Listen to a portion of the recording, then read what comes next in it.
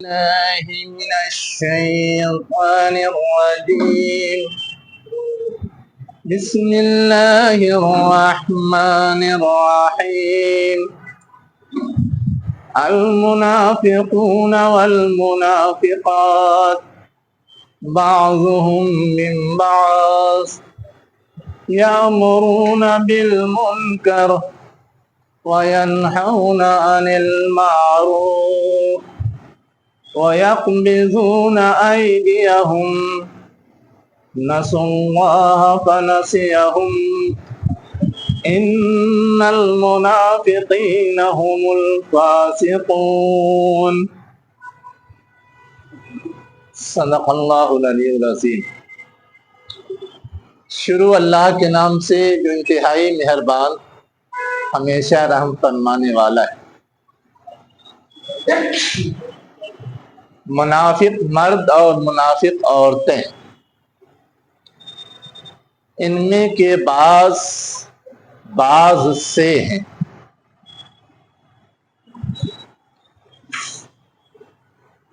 مفہوم یہ ہے کہ ان میں سے بعض کا بعض سے تعلق ہے. یہ الگ الگ نہیں ہے، سب گویا ملی جلی سرکار ہے. اب جو کچھ کہہ لیں، سب کا کام یکساں ہے. یامرون بالمنکر، منکر کا حکم دیتے ہیں.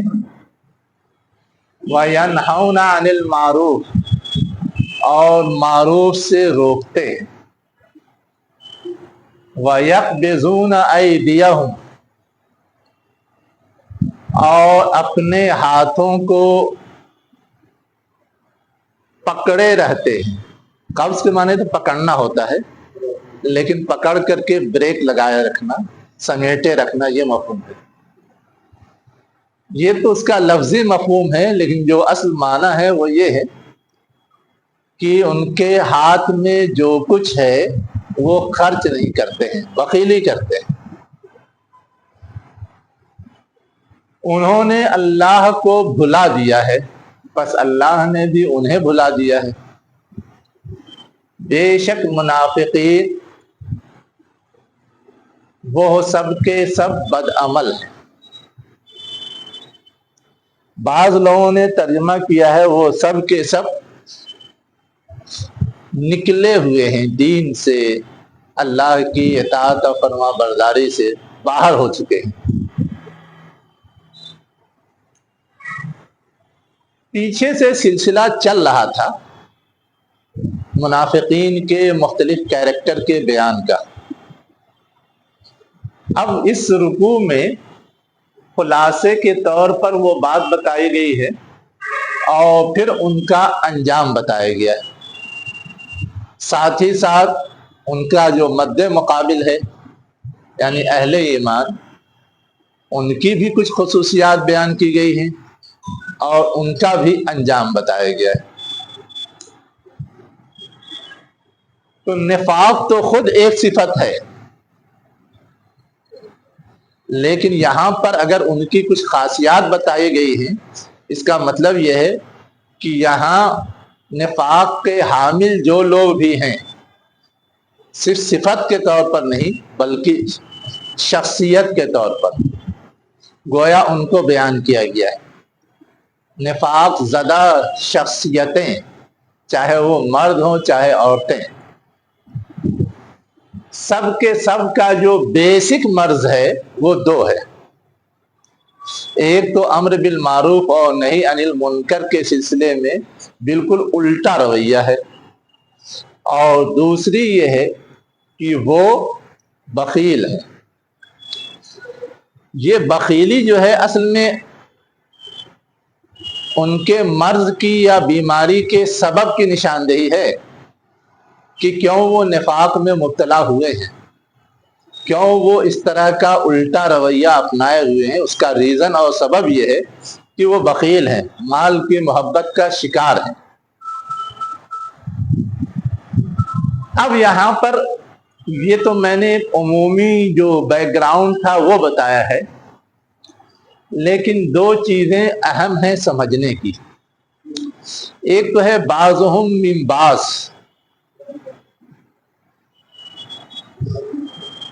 اس کا صحیح مطلب کیا ہے؟ ایسے تو سمجھ میں آتا ہے بعض بات سے ہیں ان کے آپس میں تعلق ہے نا، ایک ہی جیسے ہیں، لیکن اس بات کو اجاگر کیا گیا ہے تو کوئی تو وجہ ہوگی، مشترک خصوصیات ہیں۔ ایسے تو جتنے صاحب ایمان ہیں سب ایک جیسے ہیں، لیکن ان میں بھی کچھ فرق ہوتا ہے۔ جتنے جنتی ہیں سب ایک جیسے ہیں، لیکن ان میں بھی کوئی فرق مراتب ہوگا۔ تو اب یہاں پر اصل میں جو چیز بتانی مقصود ہے وہ یہ کہ بظاہر یہ لگ سکتا ہے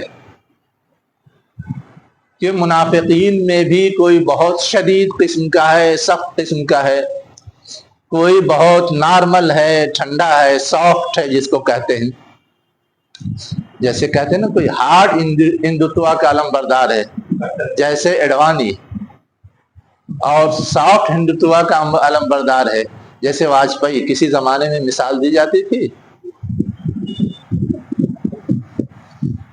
تو اسی طرح منافقین میں بھی کوئی شدت پسند ہو سکتا ہے، کوئی بظاہر نارمل یا ہلکا لگ سکتا ہے، لیکن اس کا یہ مطلب نہیں ہے کہ یہ دونوں دو الگ الگ چیز ہیں۔ بیماری ایک ہے اس لیے یہ ایک ہے، اس لیے کہ اس بیماری کی وجہ سے جو نتیجہ برآمد ہوگا وہ ایک ہی برآمد ہوگا، یہ چاہے ہارڈ لائنر رہے ہوں یا سافٹ لائنر رہے ہوں، لیکن سب کی منزل تو ایک تھی، سب کا کیریکٹر تو ایک تھا، سب کی چاہت تو ایک تھی، سب کا کی کارکردگی کا جو نتیجہ نکلنے والا تھا وہ ایک تھا۔ اس لیے اس لحاظ سے کوئی فرق کرنے کی ضرورت نہیں ہے کہ کوئی ہارڈ لائنر ہے یا کوئی سافٹ لائنر ہے، کوئی چھوٹا ہے کہ کوئی بڑا ہے، کوئی بچہ ہے کہ کوئی بوڑھا ہے، کوئی مرد ہے کہ کوئی عورت ہے، کوئی فرق کرنے کی ضرورت نہیں، سب ایک ہی کیٹیگری کے۔ اس لیے بعضهم من بعض کو تھوڑا سا ہائی لائٹ کیا گیا ہے۔ اب اس کے بعد جو چیز ہائی لائٹ کی گئی ہے یہ وہ لوگ ہیں جو بالکل الٹی گنگا بہانے والے ہیں۔ اللہ کا حکم تو یہ ہے کہ معروف کا حکم دیا جائے، منکر سے روکا جائے، یہ بالکل الٹا کرتے ہیں۔ اب اگر کوئی آپ سے پوچھ دے کہ ذرا اس کی مثال دیجیے کہ جو منافق صفت لوگ تھے وہ الٹا کرتے تھے، تو کوئی مثال ہے آپ کے ذہن میں کہ دے سکیں کہ وہ منکر کا حکم دیتے تھے، یہ چیز منکر ہے اس کا حکم دیتے تھے، اور یہ چیز معروف ہے جس سے وہ روکتے تھے، معروف ہے اس سے روکتے تھے، ایک درجے میں مثال دی جا سکتی ہے ابھی پچھلی بحث کی روشنی میں، جہاد سے روکتے تھے، لیکن ایک چیز منکر ہے اس کا حکم دیتے تھے، اس کی کیا مثال ہوگی؟ یہ تو ایک عمومی بات ہے نا، لیکن اس میں بہت ساری مثالیں ہو سکتی ہیں، بہت سارے چیزیں ہو سکتی ہیں جو منکر کے دائرے میں آتی ہیں، معروف کے دائرے میں آتی ہیں، جس کے سلسلے میں ان کا یہ کردار ہو سکتا ہے۔ تو معروف کا تو سمجھ میں آ گیا کہ جہاد ہے جس کا ذکر ابھی چل ہی رہا تھا، لیکن منکر کے حوالے سے کیا کہیں گے؟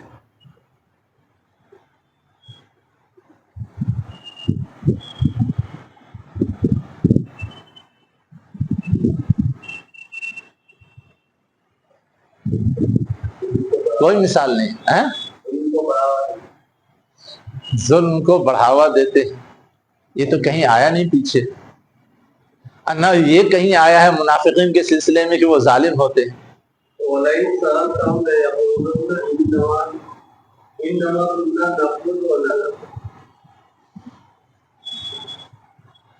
اس میں حکم دینا کیا ہوگا؟ یہ تو وہ اپنا کرتے ہیں، ہم کھیل رہے ہیں، ہم کود رہے ہیں، ہم جی بہلا رہے ہیں، اس میں کسی کو حکم ایک دوسرے کے ساتھ جی بہلاتے تھے، آیات کو بتاتے تھے اور بہت کچھ کرتے تھے، تو ایک دوسرے کو شاہ دینا تو ہوتا تھا، شاہ دینا ہوتا تھا، اور کچھ اصل میں مثال ایسی سٹک دینی چاہیے کہ اس میں دو رائے نہ ہو، ایگزامپل ایسی ہونی چاہیے کہ اس کی دو معنی نہ لیا جا سکتا، جس چیز کے لیے ہم مثال دے رہے ہیں وہی چیز ہو تب بات پکی ہوتی ہے۔ اب آپ دیکھیے اسی سیاق میں ایک بات اور گزری ہے، کیا گزری ہے کہ غزوہ تبوک سے واپسی میں انہوں نے نبی کریم صلی اللہ علیہ وسلم کے قتل کا پلان بنایا تھا، پہاڑی پہ چڑھ کر کے ان کو راستے میں مار ڈالیں گے۔ اب یہ منکر ہے نہیں کہ وقت کے رسول کے خلاف اس طرح کی سازش کی جائے، اس طرح کا منصوبہ بنایا جائے اور اس کے لیے کوشش اور جدوجہد کی جائے، اس کے لیے تدبیر اختیار کی جائے۔ یہ تو آیا ہے نا پیچھے۔ اب اس بات کو کوئی جھٹلا پائے گا؟ اس لیے کہ وہ سب کے سب تو پکڑ لیے گئے تھے رنگے ہاتھوں، یہ بھی نہیں کہ ہاں کوئی سنی سنائی بات تھی اور افواہ کی شکل میں آئی تھی، پکڑ لیے گئے تھے نا، جھٹلا بھی نہیں سکتے وہ، اور اس سے بڑا منکر ہو نہیں سکتا کہ وقت کے رسول کو قتل کرنے کی کوشش کی جائے۔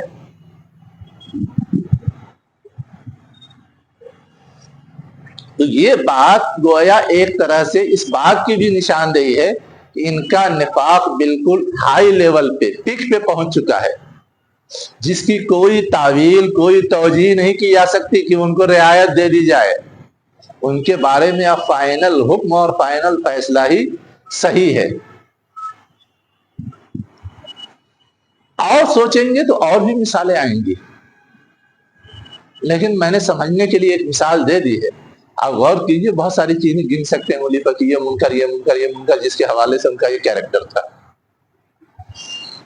ٹھیک ہے۔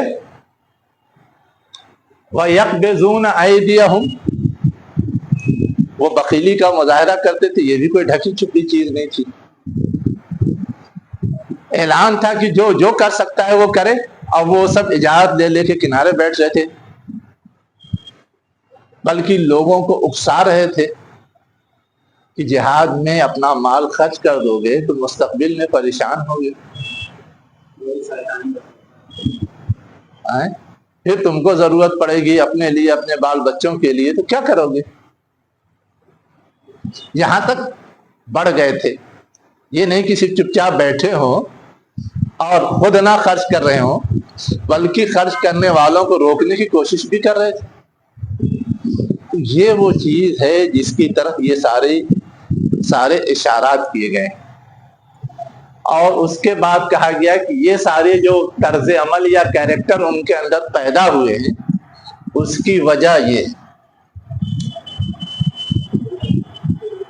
کیا ہے؟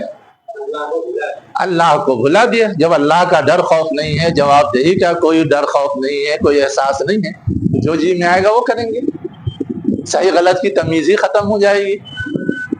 جب جواب دہی کرنی ہو تب یہ رہتا نا کہ یہ غلط ہے، اس سے پکڑا جاؤں گا، یہ صحیح ہے اس کو کروں تو اس سے ثواب ملے گا، لیکن جواب دہی کا احساس ہی نہیں ہوگا تو پھر کوئی چیز بھی صحیح یا غلط میں تمیز کرنے کی رہ نہیں جاتی۔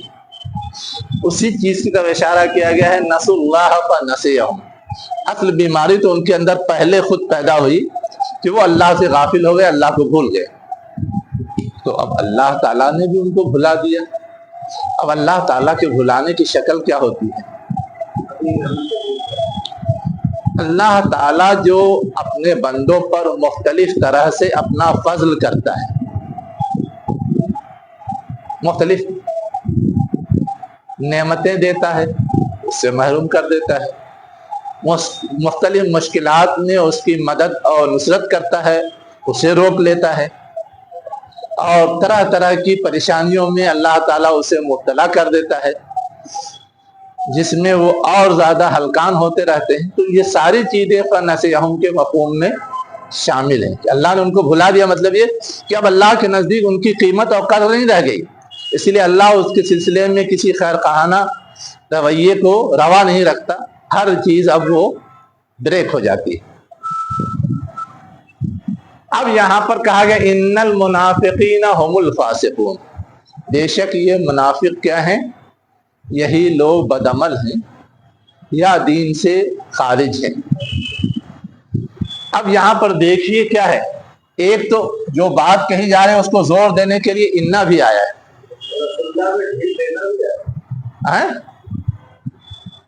اللہ تعالیٰ نے ان کو بلا دیا۔ ہاں جی جی، وہ جس چیز پہ آگے برائی میں یا جس چیز پہ آگے جا رہا ہے آزاد چھوڑ دیتا ہے، اس میں اور مبتلا ہوتے جائے۔ آزاد چھوڑ دینے کا مطلب یہ ہے کہ آپ اگر یہ کہیں گے کہ ڈھیل دینا بھی بھول جانا ہے، بھول جانے کے بعد پھر یاد نہیں رہنا چاہیے نا کہ اسے سزا بھی دینا ہے، گئے لیکن یہ کہ ایک موڑ پہ پہنچنے کے بعد تو اللہ تعالیٰ انہیں سزا بھی دیتا ہے نا، ان کی گرفت بھی کرتا ہے نا، چاہے ان کو ذلیل کر کے رسوا کر کے ان کو کسی طرح کی تکلیف اور پریشانی میں مبتلا کر کے جس طرح بھی ہو دیتا ہے۔ جب وہ دیتا ہے اس کا مطلب وہ تو یاد رکھے ہوا ہے، اس کی نظر میں ہے، بس اس کی طرف جو اس کی نظر عنایت تھی وہ بریک ہو جاتی ہے۔ تو جو پہلے والا مفہوم ہے وہی زیادہ صحیح ہے۔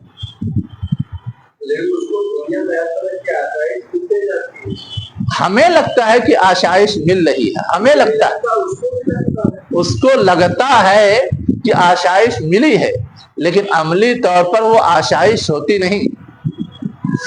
جس کے پاس جتنا زیادہ ہے اتنا ہی اس کا سکون غارت ہوتا ہے، جس کے پاس جتنا زیادہ ہو، سوائے اس کے جس کو کہ اللہ کے دیے پر قناعت ہو اور اطمینان ہو، ہے نا؟ زیادہ دیا تو کم دیا تو ہر صورت میں وہ راضی و رضا ہے، تو وہ تو اللہ کو یاد کر کے راضی و رضا ہے، اس لیے اس کو کوئی بے چینی، کوئی ٹینشن، کوئی پریشانی نہیں رہتی۔ لیکن جس کو اگر اللہ سے ملی ہوئی چیز پر قناعت نہیں ہے، صبر نہیں ہے اور توکل نہیں ہے، تو وہ تو کتنا بھی مل جائے پھر بھی پریشان رہتا ہے، اور جتنا زیادہ مل جائے اتنا سنبھالنے کے چکر میں پریشان رہتا ہے۔ جس کو ملا لیکن اگر اس کا بھروسہ اللہ پہ ہے، کبھی چھن بھی گیا تو اسے ٹینشن زیادہ نہیں ہوتا، اللہ کی کوئی حکمت ہوگی، آج لے لیا ہے کل دے دے گا، ہمیں آزما رہا ہوگا، اس کا ٹینشن اتنا شدید نہیں ہوتا، اسی لیے وہ کبھی خودکشی نہیں کرتا۔ لیکن جو اللہ سے اپنے آپ کو کاٹے ہوئے ہوتا ہے، ذرا کوئی بڑی گھاٹے کی چیز یا شکل پیدا ہو گئی فوراً آپے سے باہر ہو جاتا، کچھ بھی قدم اٹھا لیتا ہے۔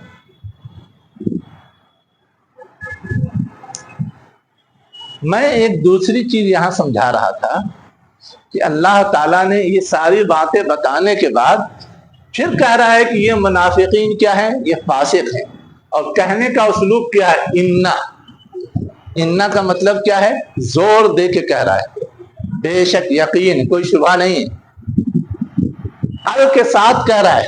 ال خود خاص کرنے کے لیے آتا ہے عربی زبان میں، جیسے دی، ایک تو بوائے ہے، ایک دی بوائے، دی بوائے سے اسپیشل لڑکا، خاص لڑکا۔ آگے پھر ہم بھی آ رہا ہے، ہم کی کوئی ضرورت نہیں تھی، لیکن مزید ان کی ضمیر لا کر کے اور زور، جیسے ہم کہتے ہیں قل هو اللہ احد، ہوا بھی آ رہا ہے، اللہ بھی آ رہا ہے۔ اور آگے عربی قاعدے کے لحاظ سے یہ بغیر ال کے آنا چاہیے، فاسقون۔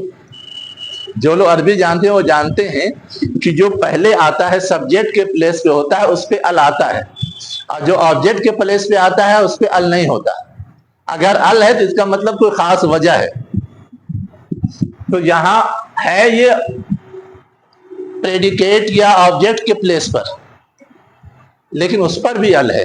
تو یہ ساری جو شکلیں ہیں یہ سب گویا اس کو بہت زیادہ موقت بناتی ہیں کہ ان منافقین کے فاسق ہونے میں ذرہ برابر بھی کوئی شبہ نہیں ہے، کوئی شک نہیں ہے، یہ 100% کنفرم ہے کہ یہ سب فاسق ہیں، یہ سب منافق ہیں۔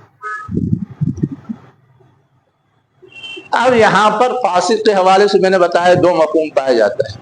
एक तो ये कि उनका अमल बिगड़ा हुआ होता है, दूसरे ये कि वो दीन से खारिज हो जाते हैं। असल में लुगत खोलेंगे तो लुगत में एक माना मिलता है फिस्क का। फिस्क का माना क्या मिलता है? सांप देखा है? सांप के ऊपर एक झिल्ली होती है जिसे केचुली कहते हैं।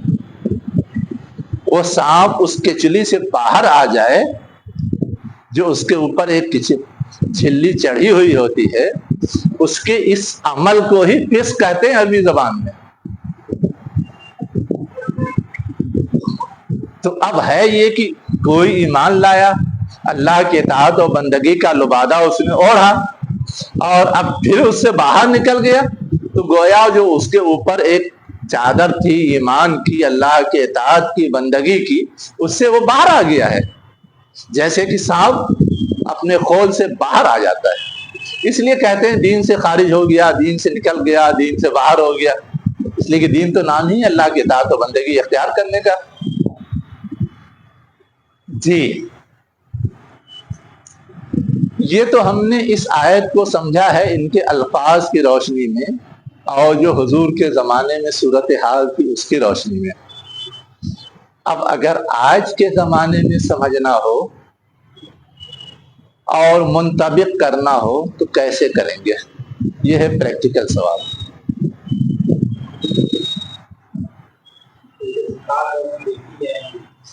इन सिफात का मजहर इनके यहाँ भी नजर आएगा, चाहे वो ईमान का दावा करते हो, चाहे वो ईमान का दावा करते हो, लेकिन उनका दावा मोतबर नहीं होगा। उन पे ये हुक्म लग सकता है।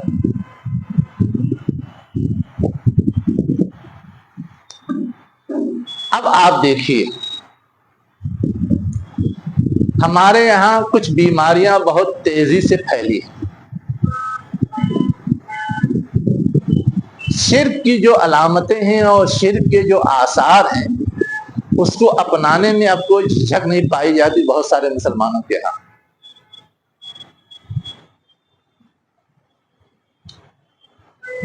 अभी एक मसला चल रहा है ना, उसे पढ़ा जाएगा कि नहीं पढ़ा जाएगा, वो सही है या गलत है, उसके एहतराम में खड़ा हुआ जाएगा कि नहीं हुआ जाएगा। कितनी भांत भांत की बोलियां हैं।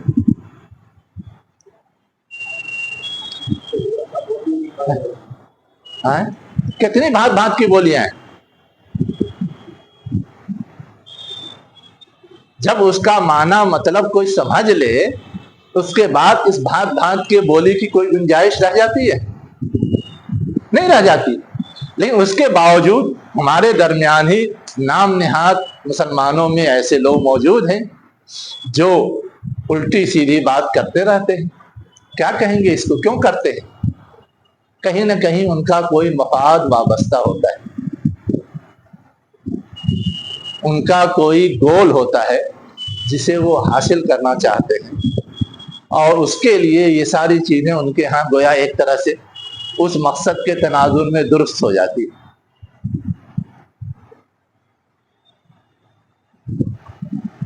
इसी तरह हमारे यहाँ अच्छे खासे लोग अब ऐसे भी पैदा हो गए जो बैन मजहब शादी को गलत नहीं समझते, करते हैं, फिर भी मुतमईन रहते हैं कि हम मुसलमान हैं। क्या है? हम मुसलमान हैं, हम तो नमाज पढ़ते हैं, ईद की, जुमा की, चाहे 5 वक्त की ना पढ़ते हैं। लेकिन बेगम साहिबा और बच्चे क्या करते हैं उसकी कोई परवाह नहीं।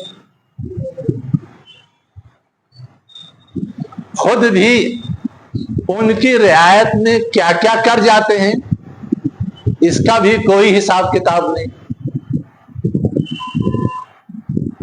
क्या कहेंगे इसको?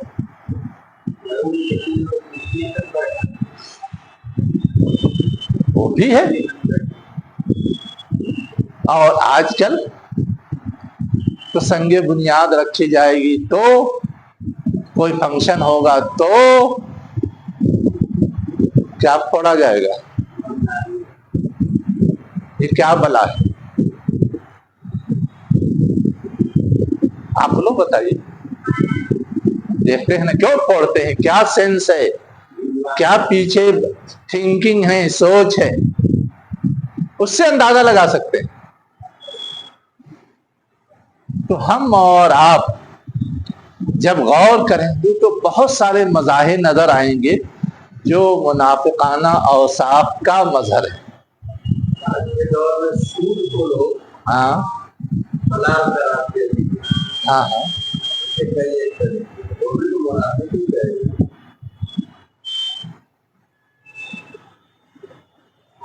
आप कह सकते हैं, लेकिन आपको जिस चीज को उन्होंने हलाल ठहरा लिया है उसके लिए सबूत दे करके तब हुक्म लगाना पड़ेगा।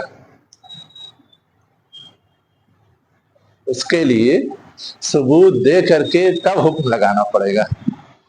इसलिए कि इतनी भांत भांत की शक्लें हैं कि उसमें बज़ाहिर कुछ लगता है कि सही है, बज़ाहिर लगता है कि गलत है। अब जैसे शेयर मार्केट है, अब शेयर मार्केट तो बज़ाहिर लगता है कि जैसे हमारे यहाँ मुज़ारबत का उसूल है, मिलजुल करके धंधा किया जाए और उसमें जो नफा आए उसमें हम बांट लें। ये तो बहुत मिलता जुलता लगता है, लेकिन उसके अंदर जो असल खामी है उस पर नजर नहीं जाती कि हम और आप जो मुज़ारबत करते हैं वहां ये है कि हम और आप जो कुछ भी हो रहा है उसका 100% इल्म रखते हैं। जो बिजनेस हो रहा है, जो कारोबार हो रहा है, जो धंधा हो रहा है, जो काम हो रहा है, शेयर मार्केट में क्या हो रहा है, कैसे हो रहा है, हमें इल्म नहीं, सब सिर्फ दावा है, मुबहम सी बात है। यहां यह है कि आपको 100% इख्तियार है, जब चाहें आप अपने टर्म्स कंडीशन के लिहाज से उससे इलाहिदगी इख्तियार कर सकते हैं। वहां यह है कि आप मुख्तलिफ तरह से बंधे हुए हैं, ऐसी ऐसी टर्म्स कंडीशन होती हैं कि इल्म भी नहीं होता, बस लालच में लोग भर करके साइन करके दे देते। जैसे डॉक्टर लोग ऑपरेशन करते हैं ना, तो एक बड़ा सा फॉर्म ले आते हैं, इस पे साइन कर दीजिए, और उसमें पता नहीं क्या क्या लिखा होता है। बाद में जब मसला उठता है तो कहते हैं उसमें तो लिखा हुआ था, आपने तो एक्सेप्ट किया है, अब आपका कोई हक नहीं। वैसे ही उसमें भी होता है, लंबी चौड़ी टर्म्स एंड कंडीशन की फहरिस्त होगी, आप पढ़ भी नहीं पाएंगे, समझ भी नहीं पाएंगे, साइन करके भेजिए, तब आप शेयर मार्केट में इंटर हो सकते हैं। अब ये जो झोल झाल है, फरेब है, धोखा है, अब ये तो बिल्कुल मुनाफिकाना सिफत है, इसलिए कि फरेब धोखा तो मुनाफिक की सिफत है। जब इस एंगल से देखेंगे तो कहेंगे कि ये तो गलत है। तो आपको गलत कहते वक्त इस एंगल की वजाहत भी करनी पड़ेगी, ताकि सामने वाला कहीं आप पे ये नहीं इल्जाम लगाए कि अच्छी खासी चीज को ये गलत कह रहे हैं। तो आपको समझ में आया? हाँ, तो जहां जहां इस तरह के मामलात में मामला 2-2-4 की तरह क्लियर नहीं है, वहां क्या कहते हैं, हमें समझाना पड़ेगा, और जहां क्लियर है वहां कोई मसला नहीं। अब छेड़ ही दिया है तो एक मिसाल और दे देता हूं समझने के लिए।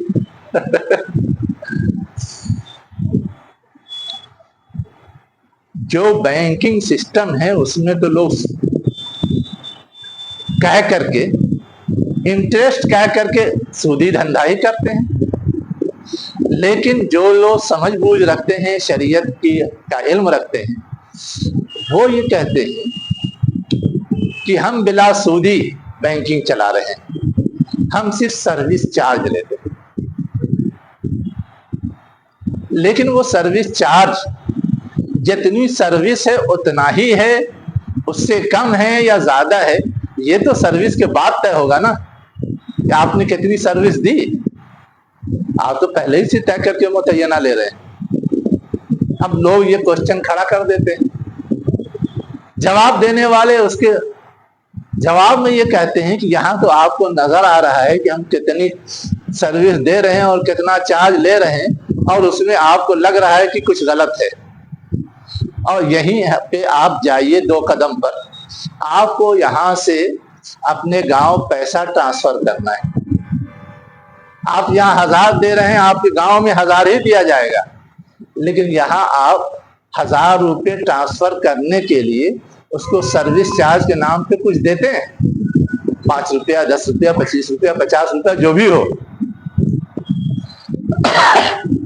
اب اس سروس چارج کو تو کوئی غلط نہیں کہتا، یہ تو متفق علیہ درست ہے۔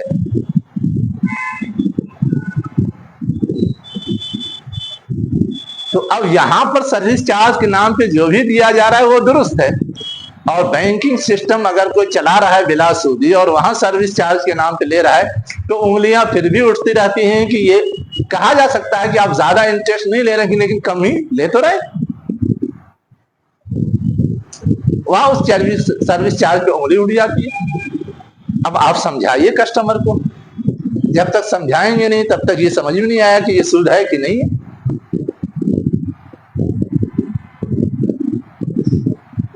کیسے سمجھائیں گے؟ ہاں ہاں ہاں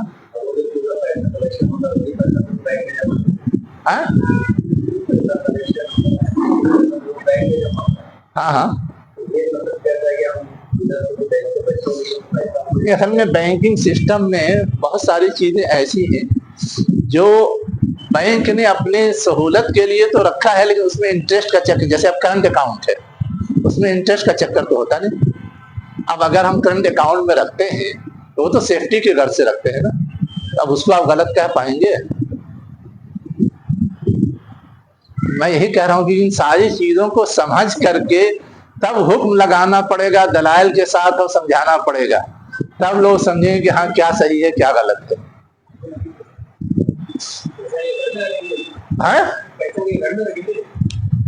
کیوں پہلے زمانے میں تو لوگ دفینہ خزانہ کیا کیا رکھتے تھے، آج رکھ رہے کون سا مسئلہ ہے؟ کس کا؟ پہلے زمانے میں نہیں خطرہ رہتا تھا، پہلے زمانے میں یہ خطرہ نہیں رہتا تھا، لیکن اس کے باوجود رکھتے تھے، اس لیے کہ ہم اگر کہیں اور رکھیں تو بھی خطرہ ہے، بینک میں رکھیں تو بینک لٹ گیا، بینک بینکرپٹ ہو گیا، ختم ہو گیا ہے نا۔ کیسے کیسے رکھتے تھے ہم اور آپ تصور نہیں کر سکتے۔ نظام حیدرآباد کے بارے میں آتا ہے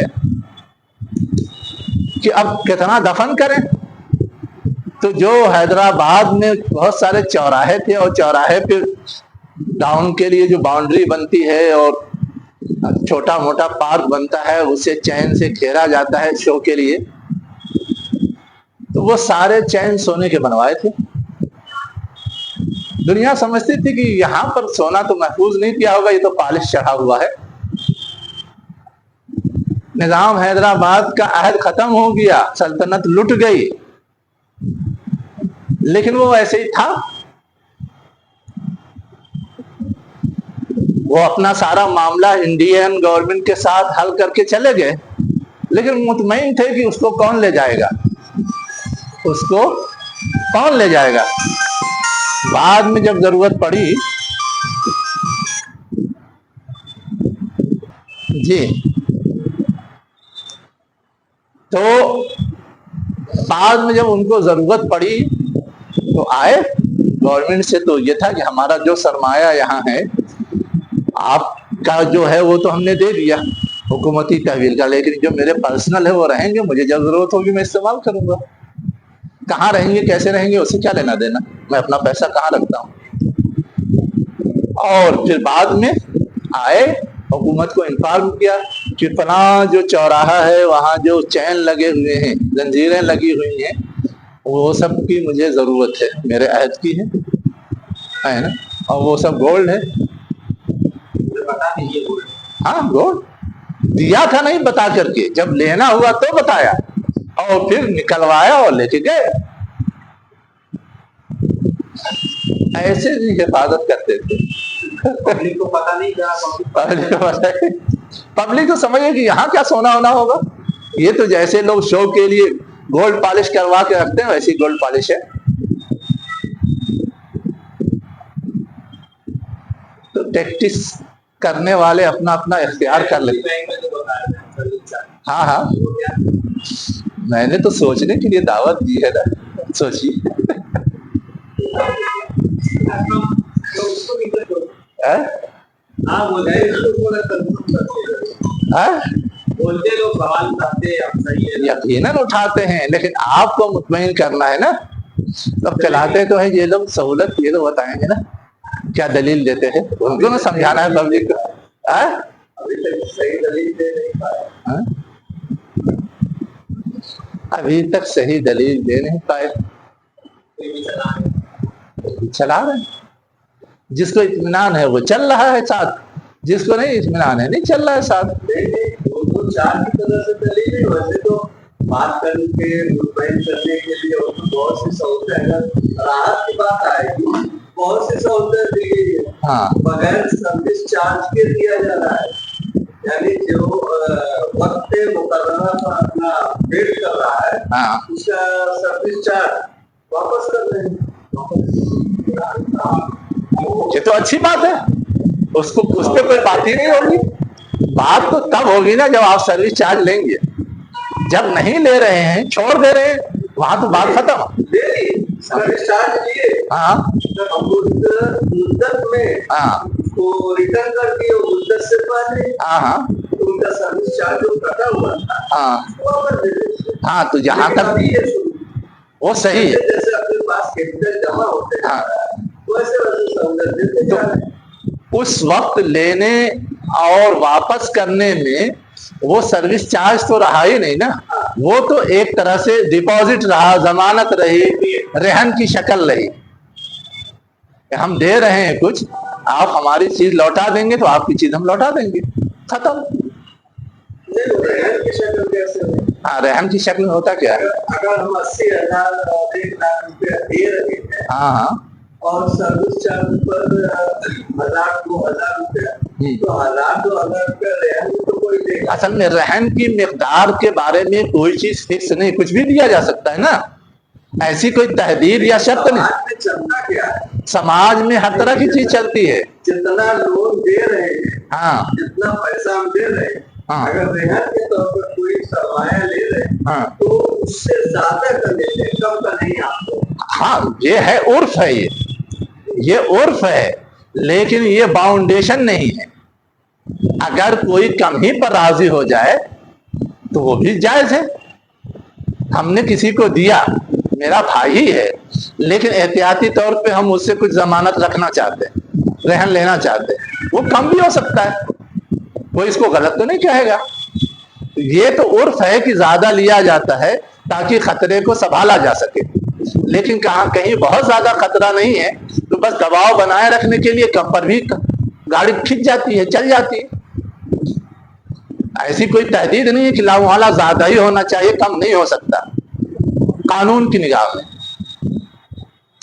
चलिए, तो मैं ये कह रहा था कि हम इस तरह की इख्तिलाफी मसाइल में दलील के साथ बात करें, ये बेसिक बात मुझे समझानी थी। मैं तो समझने के लिए मिसाल दे रहा था कि टिपिकल कैसे हो जाता है ना। अब ये है कि सर्विस चार्ज लेना सही है गलत है, ये तो पूरा एक डिबेट का मौजू है और इस पे लंबी चौड़ी बहस है जो कभी मैं कर दूंगा, अभी क्लास रह जाएगी। मुख्तसर में दोगे तो लोग मुतमईन नहीं होंगे ना, मैं बता दूंगा ना, मैंने कहा ना, लेकिन अभी क्लास रह जाएगी। चलो, अब आगे की आयत में आते हैं। मैंने समझने के लिए एक दो मिसालें दे दी कि आज कैसे मुंतबिक करेंगे। उसके बाद अल्लाह ताला कह रहा है कि ऐसे जो पक्के मुनाफिकीन हैं और मुनाफिकात हैं, ये और कुफ्फार, यहाँ दोनों को एक कैटेगरी में खड़ा कर दिया। इन सब से अल्लाह ताला का क्या है, वादा है जहन्नम की आग का, कि उनको जहन्नम की आग में डाल देगा, जहन्नम के आग की सजा देगा। खालिदीन फीहा, वो उसमें हमेशा रहेंगे। हिया हस्बहुम, ये उनके लिए काफी होगी। व लअनहुमुल्लाह, और अल्लाह की उन पर लानत होगी। وَلَهُمْ عَذَابٌ مُقِيمٌ، اور ان کے لیے کیا ہے؟ ہمیشگی کا عذاب ہے۔ مقیم کا مطلب ہوتا ہے مستقل کھڑا رہنے والا، اب اس کا ترجمہ ہمیشہ دائمی جو چاہے وہ کر لیں۔ یہ تو گویا اللہ تعالیٰ جو سزا دینے والا ہے اس کے حوالے سے اس وقت کے جو منافقین تھے ان کو ڈرانے دھمکانے کے لیے اس کا بیان کر دیا گیا ہے، اور یہ بیان ہر زمانے کے منافقین کے لیے ہے، ان کا بھی یہی انجام ہوگا، ان کے ساتھ بھی یہی سلوک ہوگا، ان کو بھی یہی سزا ملے گی۔ اب سزا کتنی سخت ہے وہ ہم سمجھ سکتے ہیں۔ جہنم کی آگ پرماننٹ، پھر کہا جا رہا ہے حسبہم، یہ ان کے لیے کافی ہے۔ ان کے لیے کافی ہے کا مطلب یہ ہے کہ جس نے جتنا سخت جرم کیا ہوگا اس کو اسی لیول کی سزا ملے گی۔ کم لیول کا جرم کیا ہے کم لیول کی سزا ہوگی، زیادہ لیول کا جرم کیا ہے زیادہ، اس میں کوئی کمی نہیں ہوگی۔ کافی ہونے کا مطلب یہ ہے جیسی کرنی ویسی بھرنی کے اصول پر ان کو سزا دی جائے گی۔ یہ نہیں کہ بس سزا ایک سنا دی کہ جہنم میں ڈال دیا جائے گا، اب وہ اوپر رہے گا کہ نیچے رہے گا، در کے اسفل میں رہے گا یا اور کہیں رہے گا، اس کی وضاحت نہیں ہے، لیکن قرآن نے تو وضاحت کر دی ہے۔ جو پکے منافق ہوں گے وہ در کے اسفل میں ہوں گے۔ اور ساتھ ہی ساتھ یہاں کہا گیا وَلَعَنَهُمُ اللَّهُ، اور اللہ کی ان پر لعنت ہوگی۔ اب لعنت کا ہم لوگ تو اردو میں مطلب سمجھتے برا بھلا کہنا، رحمت سے دور کر دینا، لیکن اس کو تھوڑا سا اور سنجیدگی سے سمجھنے کی ضرورت ہے۔ سنجیدگی سے سمجھنے کی ضرورت یہ ہے کہ جہنم میں جو لوگ بھی جائیں گے ان کے بارے میں ہمارا جو قرآن کا حدیث کی معلومات کے ذریعے مطالعہ ہے وہ یہ ہے کہ بہت سارے لوگ جہنم سے نکالے جائیں گے، تو جب بھی نکالے جائیں گے گویا یہ اللہ کے رحم اور فضل کے نتیجے ہی میں ہوگا۔ تو جو لوگ بھی نکال کر کے جنت میں پہنچا دیے جائیں گے گویا ان پر لعنت نہیں ہوئی، وہ اللہ کی رحمت اور فضل سے محروم نہیں ہے۔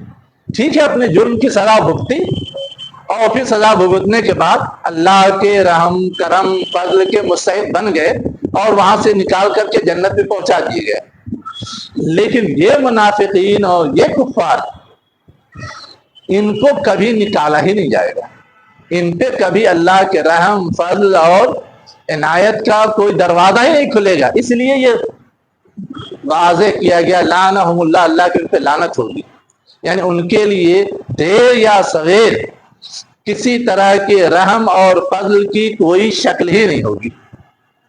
ٹھیک ہے، وَلَهُمْ عَذَابٌ مُقِيمٌ، اور ان کے لیے کیا ہے؟ ہمیشہ رہنے والا عذاب ہوگا۔ اب اگلی آیت میں کیا بتایا جا رہا ہے؟ یہ سوچ مسلمانوں کی یہی سوچ کہ ہم جنت اور جہنم سے نکال کر جنت میں ڈالے جائیں گے، بے رحمی کے طریق سے لے جائیں گے۔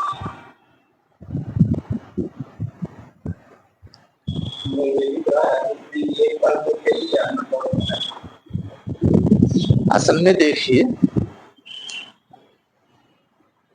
جب ادھوری سوچ ہوگی تب تو یہ سب مسائل پیدا ہوں گے، لیکن جب مکمل سوچ ہوگی تو یہ سب مسائل پیدا نہیں ہوں گے۔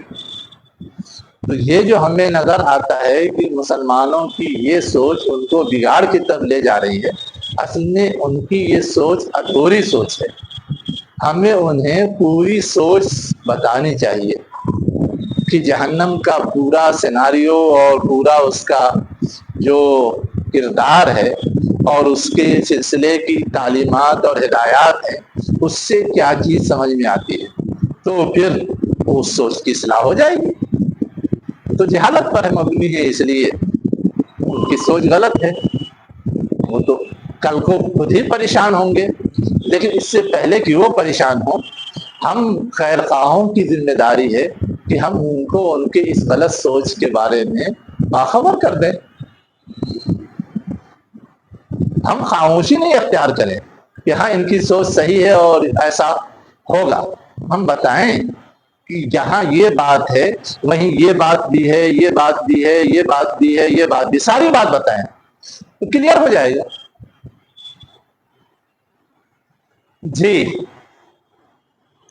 اب یہاں پر اللہ تعالیٰ ایک اور چیز کی طرف اشارہ کر رہا ہے.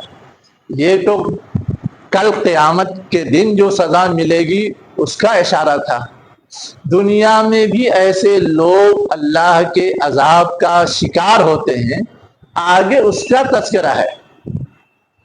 کالذین من قبلکم، ان لوگوں کی طرح جو تم سے پہلے تھے.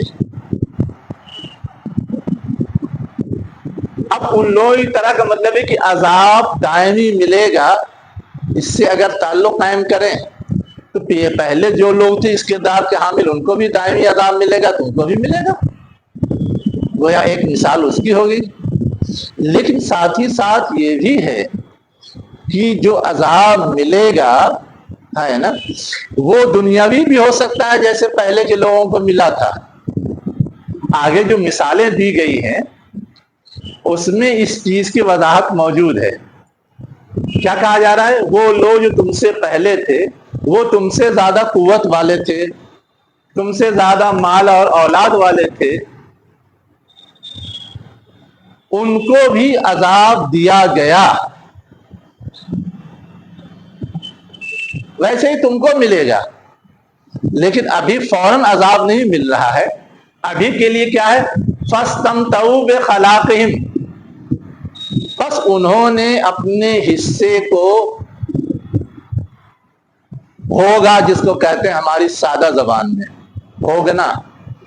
جو ان کے حصے میں تھا اس سے مزہ لیا، اس سے فائدہ اٹھایا، اس سے لطف حاصل کیا. استمتاع معنی کیا ہوتا ہے؟ کسی بھی چیز سے مزہ حاصل کرنا، فائدہ اٹھانا، لطف اندوز ہونا، اس سے خوشی حاصل کرنا، جو بھی کہہ لیں. اب یہاں پہ ایک لفظ آ رہا ہے خلاقہم، بس انہوں نے فائدہ اٹھایا اپنے حصے کا. خلاق تو معنی کیا ہوتا ہے؟ حصہ. فَاسْتَمْتَعْتُمْ بِخَلَاقِكُمْ، بس تم بھی فائدہ اٹھا رہے ہو اپنے حصے کا. كَمَا اسْتَمْتَعَ الَّذِينَ مِنْ قَبْلِكُمْ، جیسے پہلے کے لوگوں نے فائدہ اٹھایا تھا.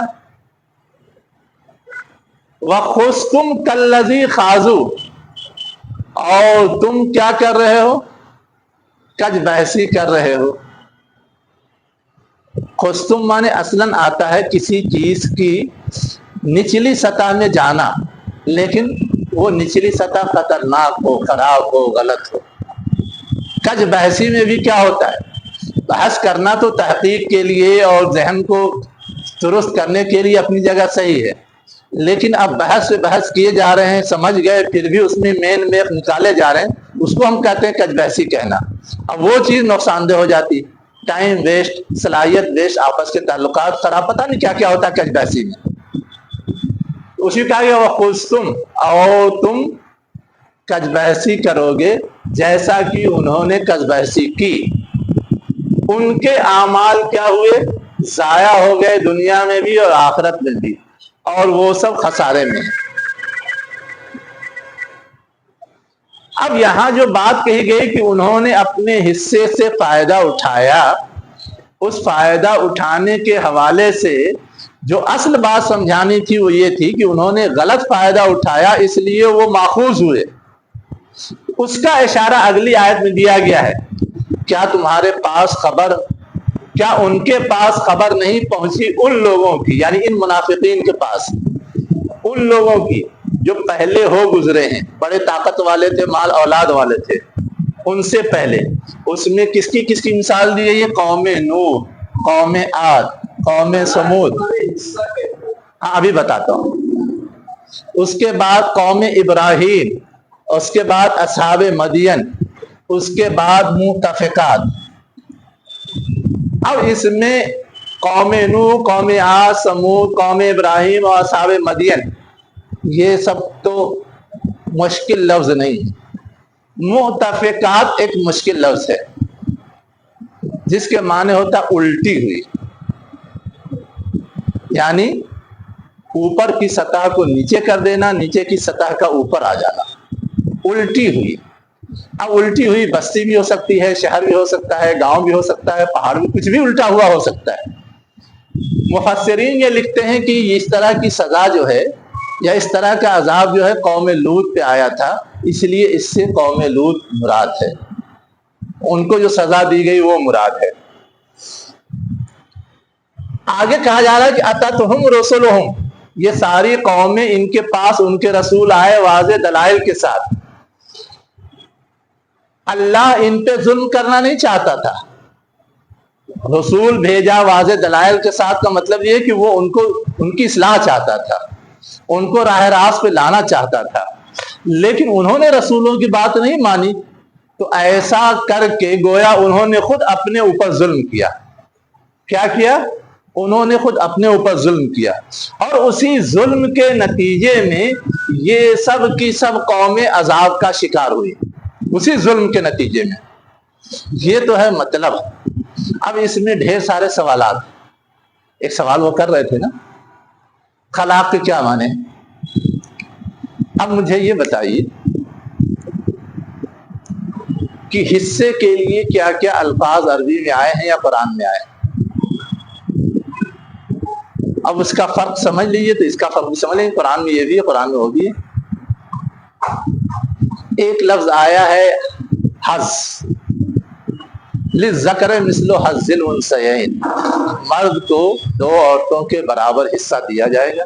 हज लफ्ज, हज कहते हैं ऐसे हिस्से को जिससे कि फायदा उठाया जाए, खासतौर से मीरास या जो चीज बगैर मेहनत के हासिल हो रही होती है, उस तरह के हिस्से को हज कहते हैं।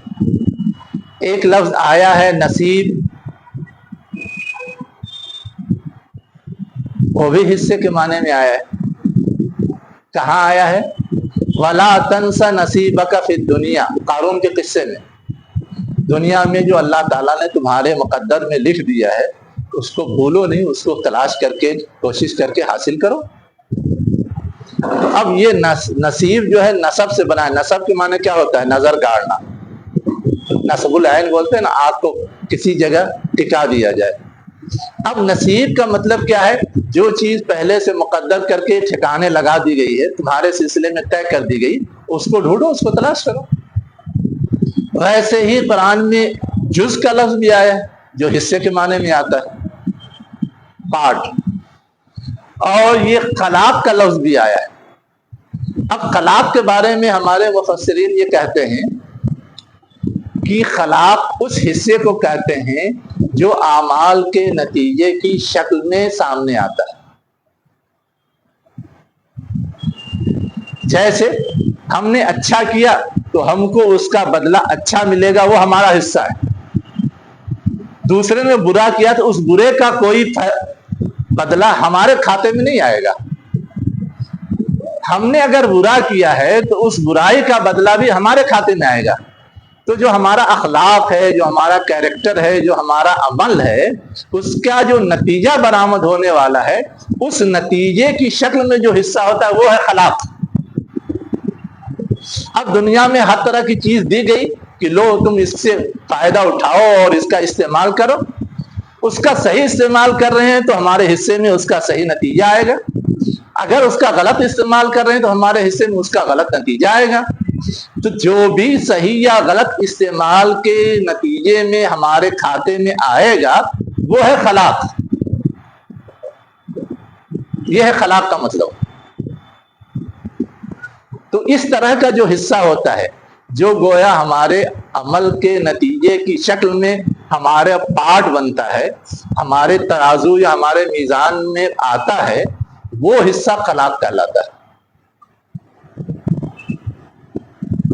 इस तरह से अलग अलग अल्फाज जो कुरान में इस्तेमाल हुए हैं उसकी हल्की बारीक मानवियत इस तरह फर्क की जाती है। खलाक का मतलब समझ में आया? हाँ, अल्लाह की सिफत اللہ کی صفت خلاق نہیں ہے، خالق ہے. ہاں خلق ہے. اس لفظ کا کیا میل ہے؟ اچھا، وہاں اللہ تعالی اپنا ایک چیز ڈیولپ کر رہا ہے نا. خلق کا مطلب کیا ہوتا ہے؟ اس نے کوئی چیز ڈیولپ کی، پیدا کی، ڈیولپ کی. اور اللہ تعالیٰ نے کچھ صلاحیتیں ہم کو دی ہیں جس کے ذریعے ہم کوئی چیز ڈیولپ کرتے ہیں. اور وہ ڈیولپ ہونے والی چیز کیا ہے؟ ہمارا عمل ہے. ہماری محنت، ہماری ذہانت، ہماری قوت، ہماری طاقت سے جو بھی سرگرمی ہم انجام دیتے ہیں وہی ہماری ڈیولپ کی ہوئی چیز ہے. اب اچھی ہے تو اچھی، خراب ہے تو خراب ہے. تو اب اچھی ہے تو اس کا نتیجہ اچھا آئے گا، خراب ہے تو اس کا نتیجہ خراب آئے گا. لیکن ہے وہ ہماری ڈیولپ کی ہوئی. تو یہ جو ڈیولپ کرنے کا مفہوم ہے وہ خلق سے میل کھاتا ہے، اس لیے خلاق لفظ اس کے لیے استعمال ہوتا ہے. ٹھیک ہے، چلیے یہاں پر اور جو کچھ سوالات ہیں اس میں ایک دوسرا سوال یہاں پر ہے جو لوگ عربی پڑھے ہوئے ہیں ان کے لیے. کیا ہے سوال؟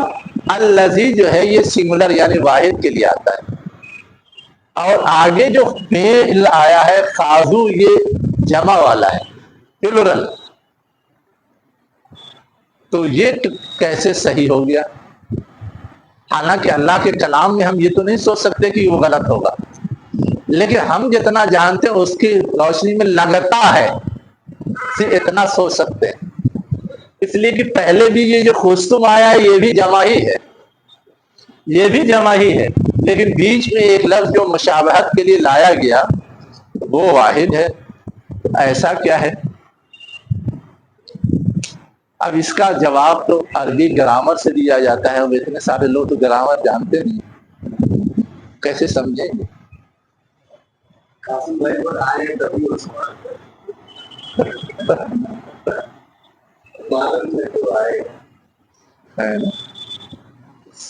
دیکھیے اب اس کو عربی زبان کی باریکیوں کی روشنی میں مختلف طرح سے وہ حل کرتے ہیں.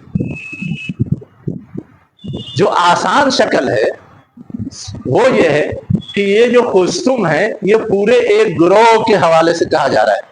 منافق ایک گروہ ہے، اور جو دوسرا جن سے مثال دی جا رہی وہ پچھلی قومیں ہیں، چاہے وہ کفر زدہ رہی ہو چاہے نفاق زدہ رہی ہو. اب یہ قوم کا لفظ جو ہے یا گروپ اور جماعت کا لفظ جو ہے بظاہر تو واحد ہوتا ہے، چاہے جماعت ہو چاہے امت ہو چاہے قوم ہو چاہے گروہ ہو، کوئی بھی لفظ ہو. تو اس کی رعایت میں یہ الذی واحد آیا ہے. ایک جواب تو یہ دیا جاتا ہے نا. اب قوم کے لیے لفظ تو واحد آتا ہے لیکن آگے فعل جمع آ سکتا ہے، اس لیے کہ اصلاً تو قوم بہت سارے افراد کا مجموعہ ہوتا ہے. پارٹی جو ہے بہت سارے لوگوں کا مجموعہ، لیکن پارٹی تو ایک ہی پارٹی ہے. اب دوسری پارٹی تو الگ ہوگی، وہاں بھی بہت سارے لوگ ہوں گے، مجموعہ ہوگا، لیکن پارٹی تو ایک ایک ہوگی، واحد ہوگی. اس لیے وہ واحد کا استعمال ہو سکتا ہے. ایک جواب یہ دیا جاتا ہے. دوسرا جواب یہ دیا جاتا ہے کہ یہ جو کہا جا رہا ہے نا کہ وہ کج بحثی کرتے ہیں، تو کہتے ہیں کہ اسی کج بحثی کا جو مصدر ہے خوض ہے نا، وہ یہاں پر انڈر اسٹوڈ ہے کل خوض الذی خاضوا، یعنی وہ کج بحثی کرتے ہیں اس طرح کی کج بحثی جو کہ انہوں نے کی تھی. یعنی تم کج بحثی کرتے ہو اس طرح کی کج بحثی جو انہوں نے کی تھی، یعنی پچھلی قوموں نے کی تھی، پچھلے گروہوں نے کی تھی، پچھلی جماعتوں نے کی تھی. ہاں مثل اسل کے. تو یہاں پر الخوض کا لفظ اسی خستم اور خاضو کے سیاق کی وجہ سے انڈر اسٹوڈ ہے یا سمجھ میں آنے والا ہے، اس لیے وہ لکھا نہیں گیا ہے، لیکن اس کی رعایت میں یہ واحد ہے، اس لیے کہ خوض لفظ واحد ہے، مصدر ہے. دوسری تعویل اس انداز سے کی جاتی ہے. تو ابھی ضرورت بھر سمجھنے کے لیے یہ دو باتیں کافی ہیں. ہاں قوم کا بھی بتایا لیکن یہ بھی بتایا گیا جو میں نے ابھی بتایا دوسرا. چلیے لیکن اس سے زیادہ اہم سوال تو کسی نے کیا ہی نہیں. اب میں کرتا ہوں، بتائیے، ہم نے قرآن پڑھا ہے تو یہ پڑھا ہے کہ قوم نوح پہ کیا عذاب آیا، عاد پہ کیا آیا، سمود پہ کیا آیا، قوم ابراہیم پہ کیا عذاب آیا. یہاں تو کہا جا رہا ہے کہ ان پر بھی آیا، ان کا بھی برا انجام ہوا، لیکن کیا پڑھا؟ یہاں تو ہے نا ذکر قرآن میں. اچھا، ارے اس تاریخ میں کچھ پرانی کتابوں میں تلاش کرنا چاہیے نا. اب قوم ابراہیم کا جو دگگج تھا نمرود، اس کے بارے میں تو ہم لوگ کہتے ہیں کہ وہ تو ایک مچھر کی وجہ سے مار دیا گیا. ایک مچھر اس کے ناک میں گھس گیا اور وہ ایسا اس پہ سوار ہوا کہ اس کے چھینک اور اس کے علاج کے چکر میں وہ پریشان ہو کے مر گیا. تو گرو تو ان کا اس طرح مرا. اب قوم کیسے مری، قوم کے ساتھ کیا سلوک ہوا، یہ تو کہیں کوئی بیان نہیں کرتا. لیکن قرآن جب کہہ رہا ہے تو اس کا مطلب کچھ تو ہوا ہے. اب کیا ہوا ہے وہ ڈھونڈنا چاہیے. کون ڈھونڈ کے لائے گا؟ کچھ ہوم ورک رہنا چاہیے نا. بتانے کو تو میں بتا دوں گا، 2 منٹ میں کام ختم ہو جائے گا. ہاں، ڈھونڈ کے لائیے. اگر نہیں ملا تو پھر میں بتاؤں گا کہ کہاں کیا لکھا ہوا ہے. کچھ محنت کرنے کے لیے رہنا چاہیے بعد میں. لیکن یہ سوال اٹھتا ہے اس لیے کہ باقی تو سب جھٹ جھٹ جھٹ جھٹ سمجھ میں آ جاتا ہے، لیکن یہاں کے گاڑی اٹک جاتی ہے. اصحاب مدین یہ شعیب علیہ السلام کی قوم ہے نا.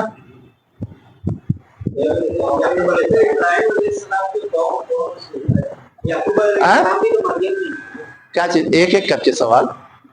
پہلے یہ سوال کر رہے تھے. ہاں، یعقوب علیہ السلام مدین میں تھے، رہے ہوں گے، لیکن جو چیز سمجھنے کی ہے کہ یعقوب علیہ السلام کا زمانہ تو پہلے کا ہے نا، اور شعیب علیہ السلام کا زمانہ بعد کا ہے. اس کو آپ یوں سمجھیے کہ اصلاً ابراہیم علیہ السلام کے 2 بیٹے، کون کون؟ اسحاق اور اسماعیل. اب اسحاق کے بیٹے یعقوب علیہ السلام، اب یعقوب کے بیٹے یوسف علیہ السلام. یوسف علیہ السلام جب پہنچ گئے مصر تو یعقوب علیہ السلام اپنے سارے بھائیوں کو اور اپنی والدہ کو، والد کو، سب کو بلا دیا مصر. تو سب تو مصر میں جا کے آباد ہو گئے. ٹھیک. اس کے علاوہ ہم لوگ ایک تیسری بات کے بارے میں تھوڑا سا کم نالج رکھتے ہیں کہ ابراہیم علیہ السلام کی ایک تیسری اولاد بھی تھی جس کا نام مدین تھا، اور انہی کی نسل جا کر کے جہاں آباد ہوئی تھی وہی علاقہ مدین کہلاتا ہے. اب اس مدین میں ان کے وہ جو تیسرے بیٹے تھے مدین، ان کی نسل چلی. اسی نسل میں شعیب علیہ السلام پیدا ہوئے تھے. جب ان کے ہاں بگاڑ آ گیا اور ضرورت ہوئی کہ کوئی نبی ان کے ہاں بھیجا جائے، تو جب وہ کیا کہتے ہیں بگاڑ آیا اور ان کے یہاں شعیب علیہ السلام کو نبی بنایا گیا، تو اب اس وقت جب ان پہ اتمام حجت ہوگی انہوں نے نہیں مانا تو ان پہ عذاب آیا. اب شعیب علیہ السلام کی قوم پہ کیا عذاب آیا وہ سورہ اعراف میں اور دوسری جگہوں میں بیان ہوا ہے. کہیں تو کہا گیا کہ ان کی قوم پر سائے کا عذاب آیا، یوم الذلہ. پہلے سایہ ہوا، پھر اس میں سے تیز آگ بھڑکی اور اس کے ذریعے سب ہلاک کر دیے گئے. کہیں آیا ہے کہ ان کے اوپر صیحہ، زوردار آواز کے ذریعے یا کڑک کے ذریعے عذاب آیا.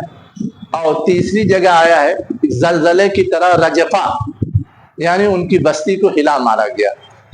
اب اس کی مختلف کیفیات ہیں جو بیان کی جاتی ہیں جس طرح سے ان پہ عذاب آیا. تو وہ لوگ ہیں جو اصحاب مدین کہلاتے ہیں. اب یہ جو زمانہ ہے مدین کا یا شعیب علیہ السلام کا، یہ تو وہ زمانہ ہے جو موسیٰ علیہ السلام کے قریب کا زمانہ ہے، اس لیے کہ موسیٰ علیہ السلام وہاں گئے تھے پھر لوٹ کے آئے تھے. تو یہ تو ابراہیم علیہ السلام سے بعد کا زمانہ ہے.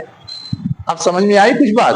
اصحاب مدین کون ہیں اور اس کے بعد متفقات تو میں پہلے بتا چکا ہوں، قوم لوط، وہ بستی جو الٹ دی گئی.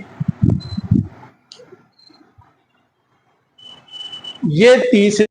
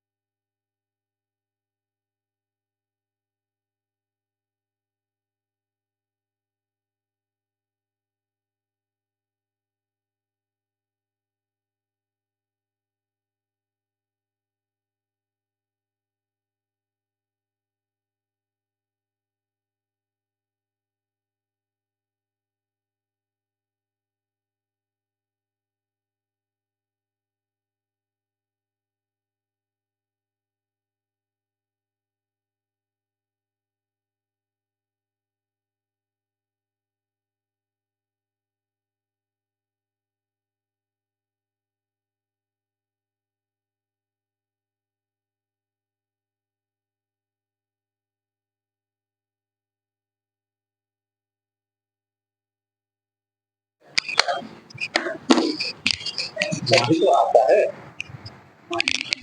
اب دعوت دینی ہے تو ہم دو دو چار کی طرح توحید کی دعوت دیں تو کہیں گے کہ اس کا رد عمل تو بہت سخت ہوگا. ابھی ہم کہہ دیں کہ وندے ماترم ہم کیوں نہیں گائیں گے، اس کا یہ سبب ہے، تو ابھی کلیش شروع ہو جائے گا. اس لیے سب مبہم بات کرتے ہیں، سب مبہم بات کرتے ہیں. ابھی تو پارلیمنٹ میں بحث ہو رہی تھی نا، بہت سارے مسلم نمائندے بھی تو وہاں ہیں، صرف ایک نمائندے نے کلیئر کٹ بات کی.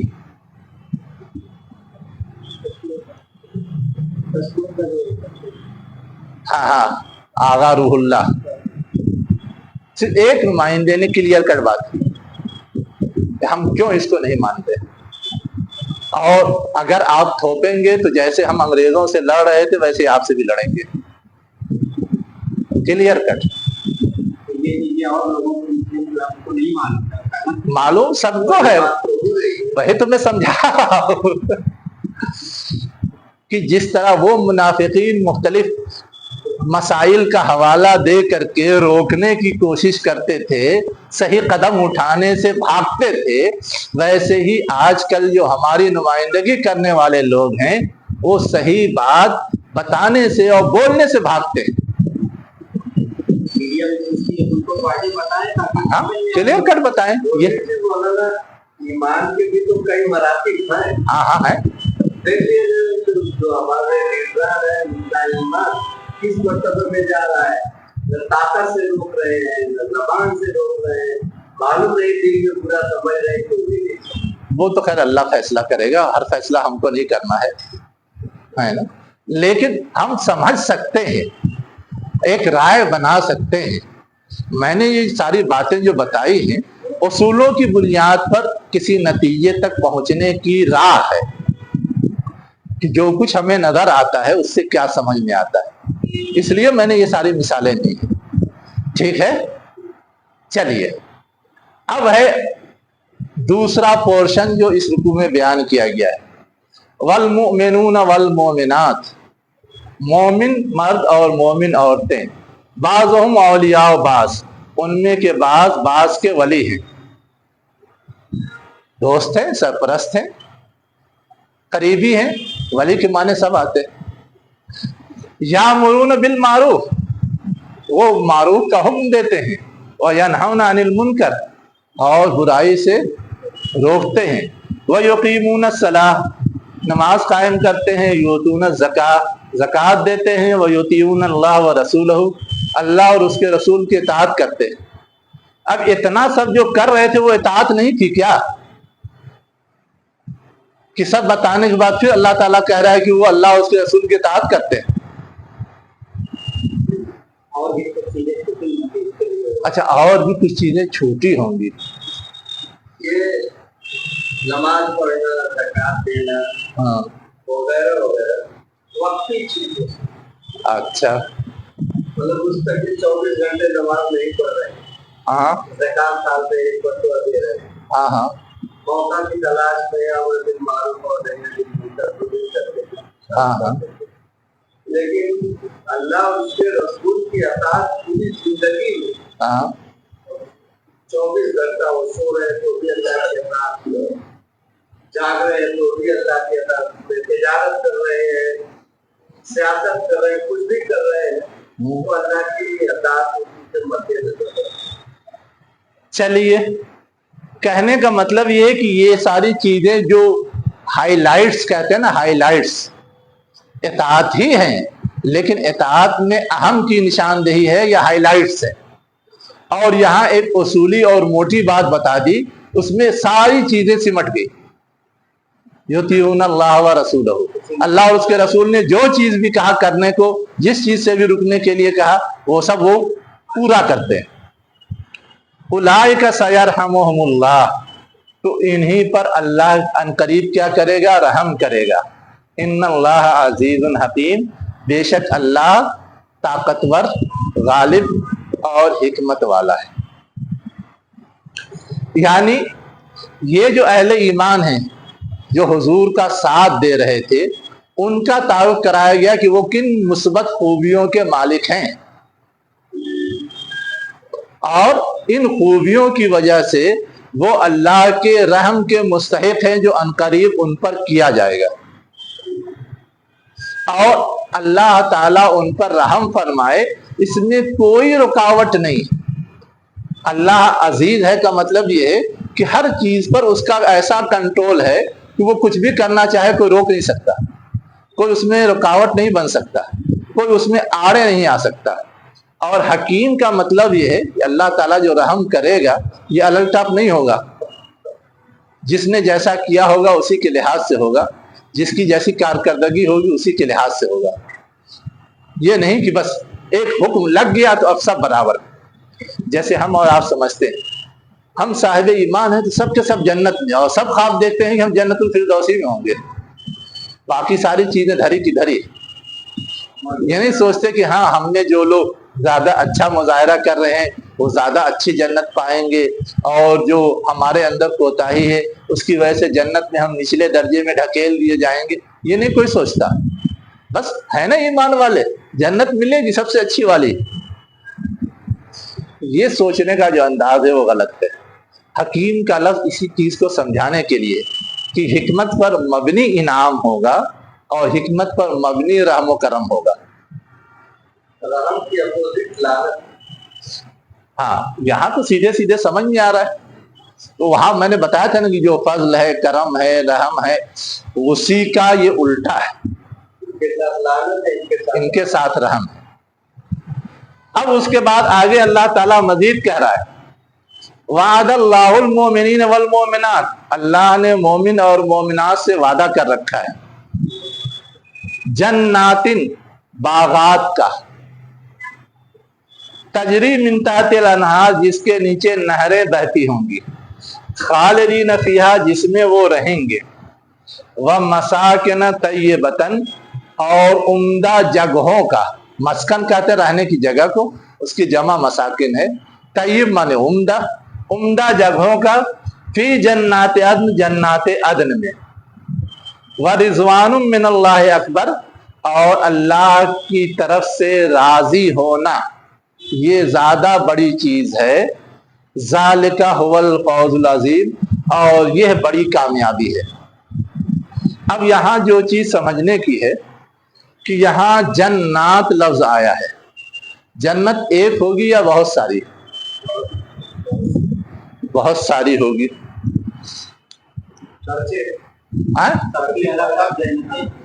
درجات رہیں گے، سب کی الگ الگ جنت بھی ہوگی۔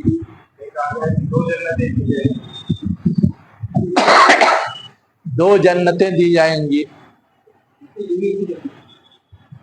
اصل میں جنت کے ساتھ بہت سارے الفاظ قرآن میں استعمال ہوئے ہیں، جنت الفردوس، جنت المقیم، جنت الماوا، اور طرح طرح کے ناموں سے 7 جنتوں کا ذکر ہے، 7 طرح کی جنتوں کا۔ ایک تو یہ پہلو ہے، سب کا عمل برابر نہیں ہے تو سب کی جنت برابر نہیں ہوگی، الگ الگ ہوگی، تو سب کی اپنی اپنی جنت ہوگی۔ تو پہلے حصے میں تو جو جنت یہاں کہی گئی ہے، جنات، وہ سب کی الگ الگ ہوگی، اس کی طرف اشارہ ہے۔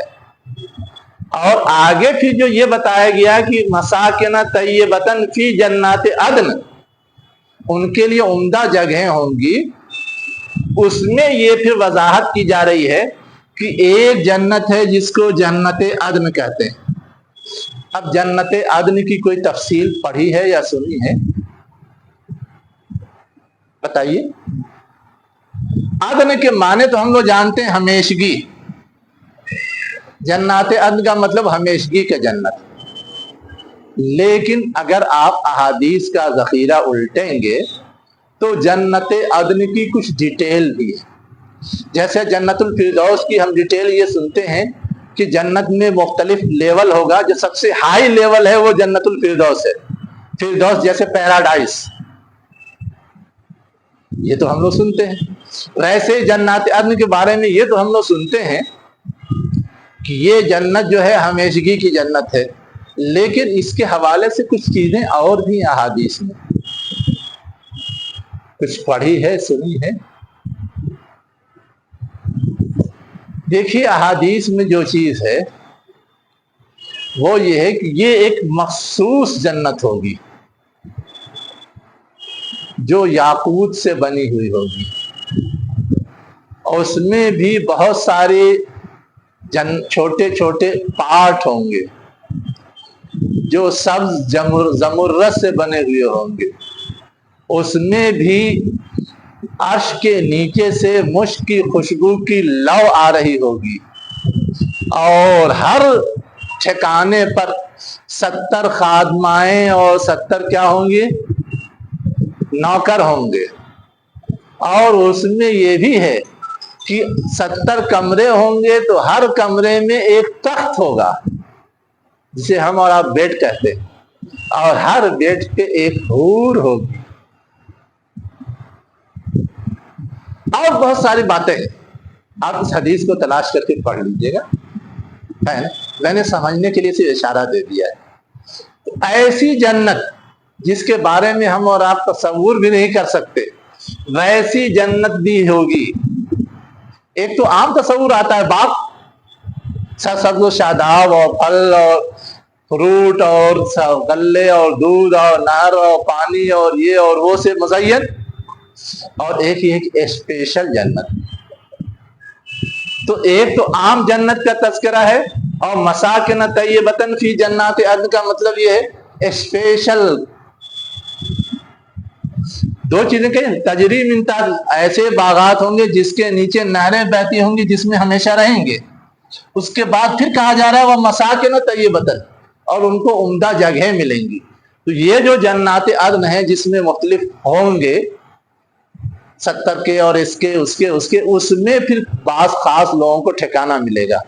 اس میں جو بات کہی گئی ہے، انبیاء، صدیقین اور شہداء جنات عدن میں جگہ پائیں گے، عام صلحاء عام جنت میں رہیں گے۔ یہ ہے کچھ تفصیل، اور بھی پڑھیے تو اور بھی تفصیل ہوگی، سمجھ میں آئے گا کہ ہمیں کون والی چاہیے، کس کی خواہش کرنی چاہیے۔ اس کے بعد آگے کہا گیا ہے وَرِضْوَانٌ مِّنَ اللَّهِ، یہ سب تو جو مل رہا ہے، مل ہی رہا ہے، ان سب سے بڑی ایک چیز ہوگی، وہ ہے اللہ کی رضا۔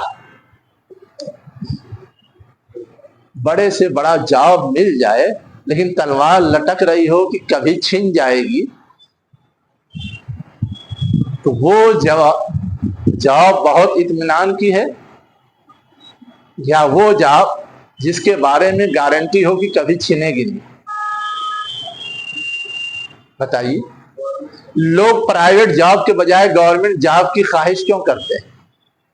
प्राइवेट जॉब में हर वक्त तलवार लटकती रहती, कभी भी निकाल बाहर किया जाएगा। गवर्नमेंट जॉब में निस्बतन कम तलवार लटकती है, जब मिल गई तो आखिर तक चलेगी ही घिसट करके। रेयर केस होता है कि तलवार चलाई जाती हो, और आराम भी रहता है और पता नहीं क्या क्या रहता है।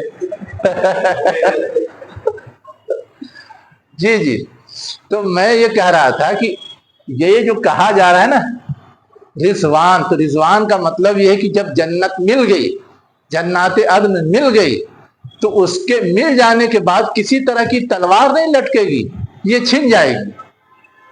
आता है हदीस में कि जब सब अपने ठिकाने पहुंच जाएंगे तो अल्लाह ताला आके जन्नतियों से पूछेगा, बताओ खुश हो ना, कुछ और चाहिए?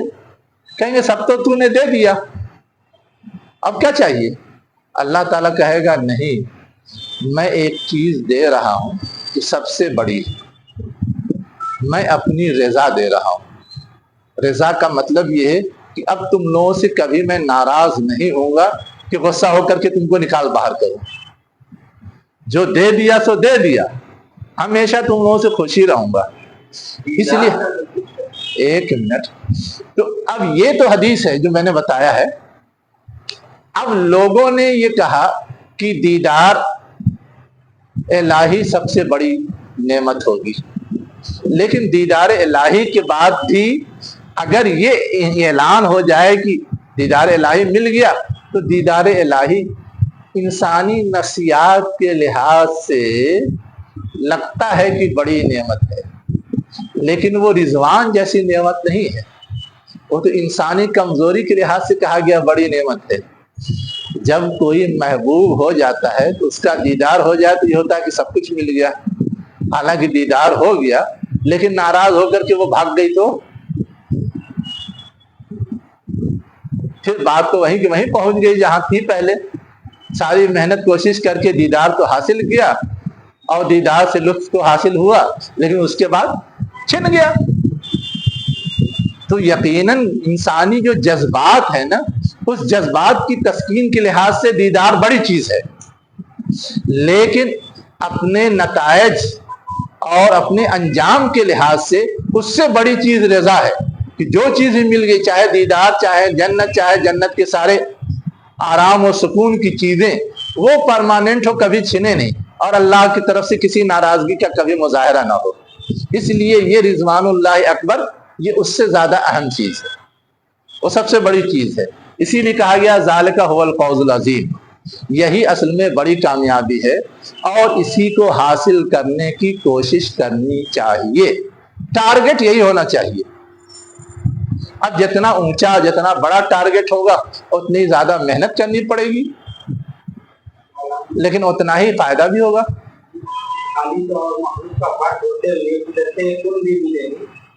क्या ये जो है कुन की ताकत, कुन की ताकत, क्वालिटी, खालिक और मखलूक का फर्क होते हुए, असल में खालिक और मखलूक का फर्क होते हुए कुन फयकून की ताकत नहीं मिलेगी। ख्वाहिश की जो चाहेंगे मिल जाएगा, जो चाहेंगे मिल जाए, वो कुन फयकून नहीं है। कुन फयकून का मतलब है कि कोई चीज वजूद बख्शना है ना। हमने कहा हो जाओ, वो चीज हो जाए। वहां ये कि वजूद नहीं बख्शना है, वजूद तो है हर चीज का अपने अपने ठिकाने पर, अपनी अपनी जगह पर। वहां से यहाँ मुहैया हो जाए। मुहैया होने के लिए हमें ये इख्तियार या पावर मिलेगा कि हम जिस चीज की ख्वाहिश करेंगे वो चीज हमारे सामने आ जाएगी। फ्री डिलीवरी या आसान डिलीवरी, जो चाहे क्या ले।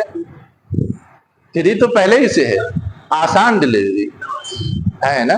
टाइम नहीं लगेगा, डिलीवरी में कोई लेट लतीफ नहीं होगा, कोई उसमें कोताही नहीं होगी, ये है। तो उसको हम कुन फयकून की कुदरत मिल जाएगी नहीं कह सकते। اس کو کن فیکون کا مطلب وجود بخشنے سے تعلق ہوتا ہے، نہیں ہے وہ چیز کر دی جائے، یہ صرف اللہ کی صفت ہے۔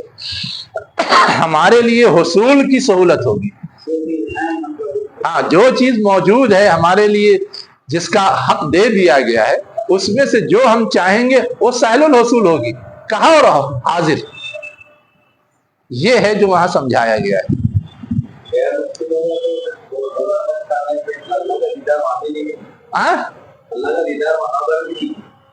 کہاں پہ بھی نہیں ہوگا، تو ان کے یہاں تو پنرجنم کا تصور ہے، وہاں تو یہ ہے کہ دنیا چلتی رہے گی۔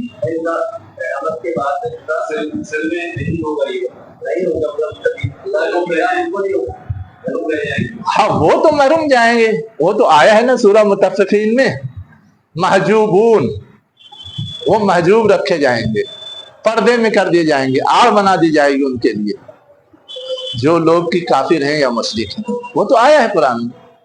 یقیناً جو چیز جنتی کو ملے گی وہ ان کو مل ہی نہیں سکتی کبھی۔ ہاں ہاں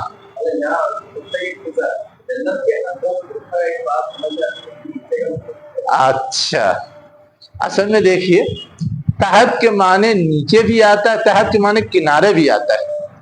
عموماً باغات وہاں لگائے جاتے ہیں جہاں وہ سرسبز و شاداب رہ سکے، اور اس کی شکل یہ ہوتی ہے کہ وہاں بغل میں یا تو نہر ہو جس سے وہ سیراب کیا جاتا رہے، ہے نا۔ تو اگر کچھ لوگ ترجمہ اس کا کرتے ہیں اس کے کنارے نہریں ہوں گی۔ نیچے بھی کا مطلب یہ ہے کہ بہت ساری چیزیں جو سرسبز و شاداب رکھنی ہوتی ہے اس کے لیے نیچے سے پانی پہنچانا ضروری ہوتا ہے نا۔ تو اب جنت ایسی جگہ بنائی جائے گی کہ نیچے پانی موجود ہو، وہ اس سے جذب کر کر کے اپنا سرسبز و شاداب رہے۔ تو وہ کانسیپٹ سمجھانے کے لیے ہے۔ جیسے آپ دیکھ لیجئے ہمارے یہاں جو بہت ساری کھیتیاں کی جاتی ہیں اس میں پانی رکنا بھی نہیں چاہیے اور ہر وقت پہنچنا بھی چاہیے۔ پان کی کھیتی دیکھیے کسی نے جی، وہ جہاں بھی لگا ہوگا آپ دیکھیں گے کہ وہ ہمیشہ اونچی جگہ پہ ڈھلان تو ہوتی ہے نا، اور پانی وہاں رکنا نہیں چاہیے۔ اگر پانی رکا تو وہ پان کا جو پودا ہے وہ سڑ جاتا ہے۔ بس پانی ڈالا جائے، بہہ کر کے نکل جائے۔ اب زیادہ دیر نہیں ڈالیں گے تو بھی وہ سوکھ جائے گا، اور اگر پانی لگ گیا تو وہ گل جائے گا۔ چائے کی میں نے کیا کہا، ہاں ہاں ہاں ہاں شروع میں، ہاں جب تک کہ وہ اپنے پیروں پہ کھڑا نہیں ہو جائے اس کو پانی کی زیادہ ضرورت ہوتی ہے۔ جب وہ نکل گیا اور کھڑا ہو گیا اس کے بعد پھر پانی نہیں بھرتے، لیکن اس کو جب تک پانی دینے کی ضرورت ہے موسم کے حساب سے وہی نہر کا ذریعہ رہتا ہے، وہ وہی تاکہ ان کے جڑ میں پانی رہے۔ میں وہی سمجھا رہا تھا کہ یہ سب جو ہے سرسبز و شاداب رکھنے کے تقاضے ہیں جس کو درشانے کے لیے جگہ جگہ آتا ہے من تحتہا نہر۔ وادیوں میں بھی کوئی سینری بناتے ہیں تو اس میں بھی کہیں نہ کہیں سے وہ نہر کا اس کے بغیر وہ سرسبز نہیں رہے گا نا، وہ اصل چیز ہے، یہ بیسک بات ہے۔ چلیے وآخر دعوانا ان الحمد للہ رب العالمین۔